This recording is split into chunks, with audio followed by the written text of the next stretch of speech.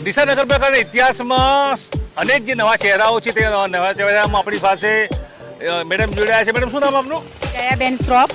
જયાબેન શ્રોફ શિક્ષિત ઉમેદવાર છે. વોર્ડ નંબર 2 ને એક શિક્ષિત ઉમેદવાર ભારતીય જનતા પાર્ટી આપ્યા છે. સંભવિત રીતે ક્યાંક ને ક્યાંક માનવા પણ આવ્યું જે રીતે ઇનપુટ મળી રહ્યા છે. ભાવિ આ ઉમેદવાર જ્યારે જીતશે અને સરકાર બનશે અને સરકાર જો ભારતીય જનતા પાર્ટીની બનશે ત્યારે તેઓ પ્રમુખ પણ બની શકે છે પ્રથમ ટર્મના. જી હા, જયાબેન શું કહેશો? ભારતીય જનતા પાર્ટી, હું જયાબેન શ્રોફ ઉમેદવાર, મેં મારો મત આપ્યો છે અને સૌને અધિકાર છે મત આપવાનો.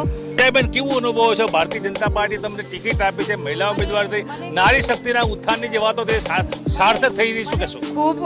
ખૂબ ઉત્સાહ છે કે એક નારી શક્તિને આપણા ભારતીય જનતા પાર્ટીએ એક લેડીઝને એક અધિકાર આપ્યો છે મતનો. એ માટે હું ભારતીય જનતા પાર્ટીને ખૂબ ખૂબ આભાર માનું છું. આજે સવારે 9 થવા આવ્યા છે, મતદાનનો તબક્કો શરૂ થયું છે. એક અપીલ મતદારો માટે?